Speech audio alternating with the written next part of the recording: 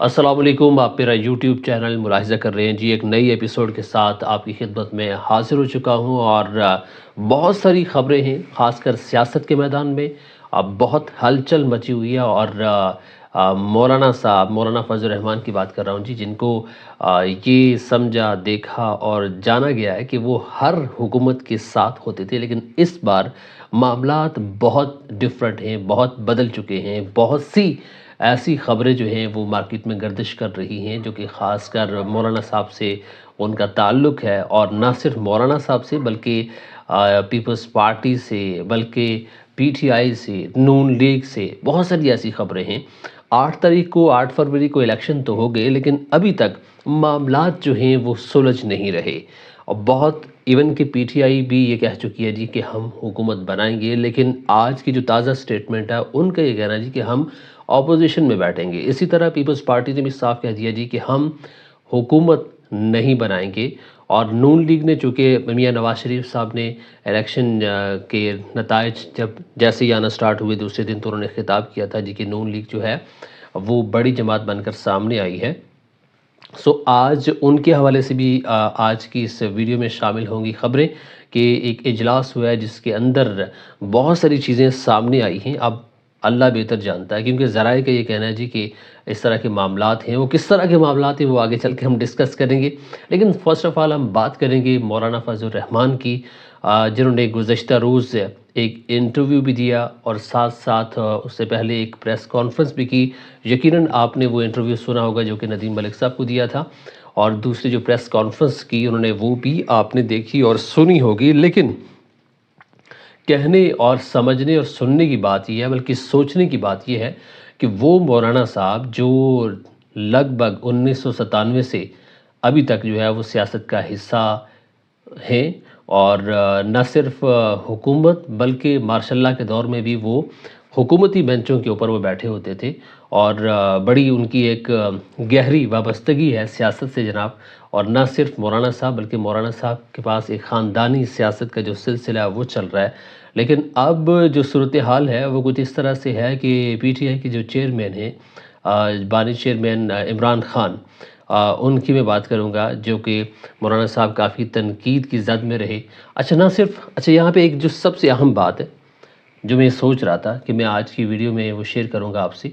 जो मैंने महसूस किया। बहुत आम, बहुत छोटी सी बात है, लेकिन अगर इस पे गौर किया जाए बहुत बड़ी बात है।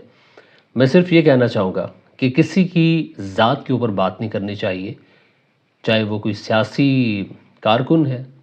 किसी सियासी पार्टी का वो चेयरमैन है, या उसका वो हेड है या सरबराह जैसे भी है। माज़ी में आपने देखा होगा जैसे बानी चेयरमैन पीटीआई, और उन्होंने शेख रशीद के बारे में कहा था कि शेख रशीद को मैं अपने यहाँ चपड़ासी तक की जॉब न दूँ। लेकिन फिर आप देखें कि उसी शेख रशीद को एक बड़ी तगड़ी किस्म की जो है वो वज़ारत दी गई, वज़ीर दाखिला उनको उनके दौर में रखा गया। इसी तरह मौलाना साहब को हमेशा हर स्टेज पर नाम लेकर और इवन के नारे लगवाए जाते थे उनके ख़िलाफ़, ठीक है। इसी तरह नून लीग के ख़िलाफ़ नारे लगवाए जाते थे, नाम लेकर उनको कहा जाता था। इसी तरह पीपल्स पार्टी के हवाले से, और ना सिर्फ पीटीआई की तरफ से बल्कि दीगर जमातों की तरफ से भी ये होता रहा। लेकिन सबसे अहम बात यह है कि अगर जब आप किसी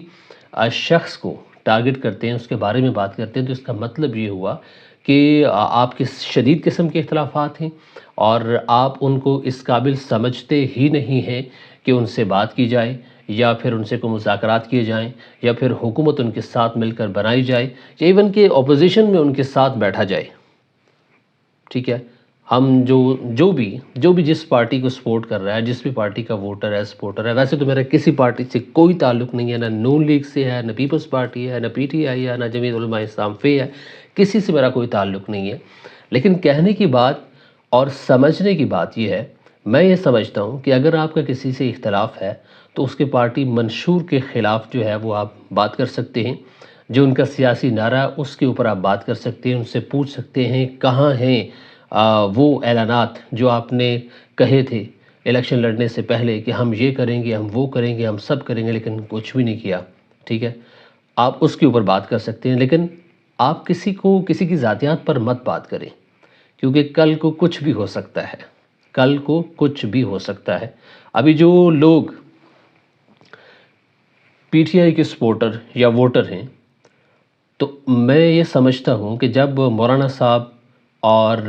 پی ٹی آئی کے وفد کی ملاقات ہوئی اور اس کے بعد خبریں سامنے آنا شروع ہو گئیں کہ مولانا صاحب کے پاس پی ٹی آئی کا وفد گیا، اور بہت ساری اس کے اوپر میمز بھی بنی، خیر اس طرف میں نہیں جانا چاہوں گا، لیکن میں صرف یہ جاننا، یہ پوچھنا، یہ سمجھنا چاہ رہا ہوں کہ جو لوگ کل تک مولانا صاحب کے خلاف نعرے لگا رہے تھے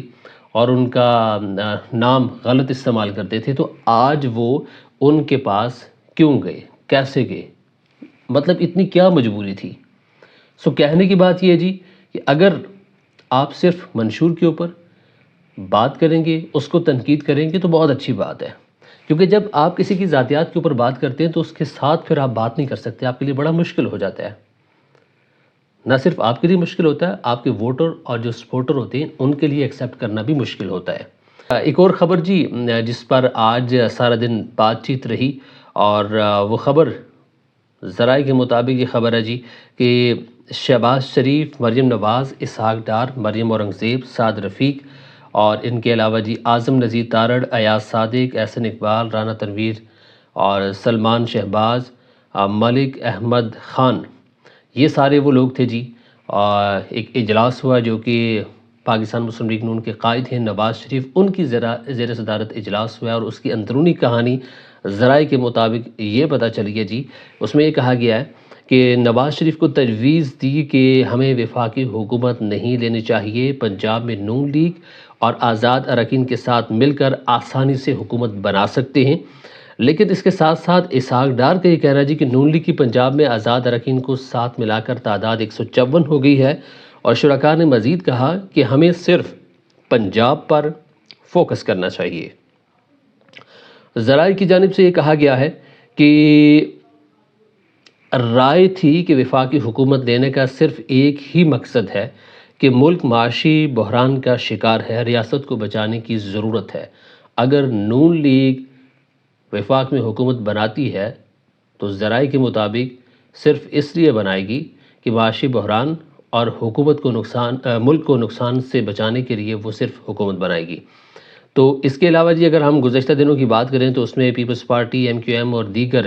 جماعتوں نے مل کر جو ہے، جس میں نون لیگ بھی ہے،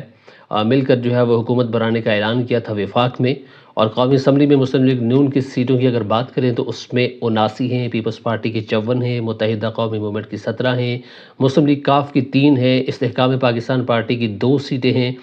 بلوچستان عوامی پارٹی کی جو ہے وہ 1 نشست اس کے پاس ہے۔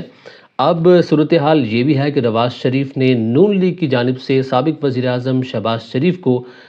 وزیر اعظم پاکستان کے لیے منتخب کیا ہے۔ ابھی بہت ساری چیزیں کہنے سے پہلے میرے خیال سے کافی سوچنے کی ضرورت ہے، کیونکہ پاکستان تحریک انصاف جو ہے اس نے بھی وفاق اور پنجاب میں اپوزیشن میں بیٹھنے کا فیصلہ کر لیا، جبکہ کل تک ان کی جانب سے یہ کہا جا رہا تھا جی کہ ہم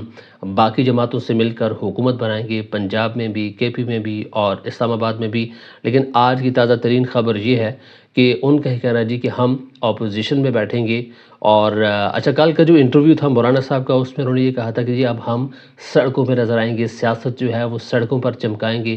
سڑکوں کو گرم کریں گے، اور ہونا بھی یہ چاہیے، کیونکہ جی ان کا یہ کہنا ہے کہ یہ الیکشن جو ہیں وہ صاف شفاف نہیں ہوئے۔ لیکن ایک بات سوچنے سمجھنے کی یہ ہے کہ جو پی ٹی آئی کے کارکن ہیں، پی ٹی آئی کے ووٹر اور سپورٹر ہیں، اور اسی طرح جو مولانا صاحب ہیں، ان کا یہ کہنا ہے کہ خیبر پختونخوا میں جو الیکشن ہوئے وہ بالکل صاف ہوئے ہیں جی، بالکل شفاف ہوئے ہیں، کیونکہ وہاں پر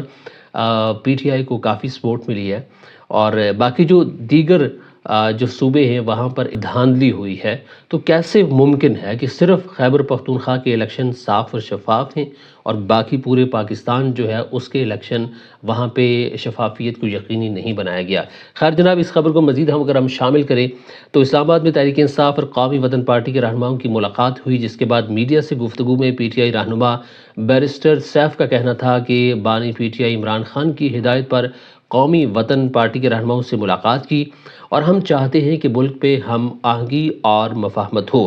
ان کا یہ کہنا تھا کہ فارم 45 ثبوت ہیں، ہمارے امیدوار جیتے ہیں، مگر فارم 47 میں نتائج تبدیل کیے گئے، اور مولانا فضل الرحمان جماعت اسلامی نے بھی احتجاج کا اعلان کیا ہے۔ ہر 5 سال بعد الیکشن ہوتے ہیں اور متنازع ہو جاتے ہیں، انتخابات کا مقصد فوت ہو چکا ہے، یہ کہنا ہے بیرسٹر سیف کا، جو کہ پی ٹی آئی کے اہم رکن ہیں۔ ساتھ ساتھ ان کا یہ بھی کہنا تھا کہ ہم بانی پی ٹی آئی کی ہدایت پر سیاسی جماعتوں سے رابطے کر رہے ہیں اور ان کی ہدایت پر مرکز اور پنجاب میں اپوزیشن میں بیٹھنے کا فیصلہ کیا ہے۔ جناب، اب کشمکش کی صورتحال ہے، پیپلز پارٹی پہلے سائیڈ پہ ہو گئی ہے، اب جو ہے وہ پی ٹی آئی بھی سائیڈ پہ ہو چکی ہے۔ نون لیگ کے حوالے سے بھی خبریں آ رہی ہیں کہ وہ بھی ان کو یہ مشورہ دیا گیا ہے جی قائد مسلم لیگ نون کو کہ پنجاب میں ہم آرام سے حکومت بنا سکتے ہیں، جبکہ وفاق میں بنانے کی ضرورت نہیں ہے۔ البتہ اگر بنانی پڑی تو معاشی بحران کو حل کرنے کے لیے، پاکستان کو نقصان سے بچانے کے لیے ہم حکومت بنائیں گے۔ تو بظاہر ان الیکشنز کے بعد بڑی ہرڈلز کریٹ ہو گئی ہیں، بہت ہی ان ایکسپیکٹڈ قسم کے نتائج کے بعد اب تمام جماعتیں جو ہیں وہ سوچنے پر مجبور ہیں کہ اس وقت کیا کیا جائے۔ گو کہ جو حالات ہیں، جو واقعات ہیں اور جو معاملات ہیں، ان میں حکومت بنانا خاص کر وفاق کے اندر وہ بالکل بھی آسان کام نہیں ہے، اور بالکل بھی جو بھی اس وقت آئے گا یقیناً جو معاشی بحران ہے اس سے نکلنا ایک بہت بڑا چیلنج ہوگا۔ آگے آنے والے دنوں میں گرمیوں کی جب شدت بڑھے گی تو بجلی کی جو لوڈ شیڈنگ ہے، اس کے علاوہ دیگر بہت سارے ایسے عوامل ہیں جو کافی مشکل ہوں گے، اور یہ یقیناً ایک مشکل مرحلہ ہے،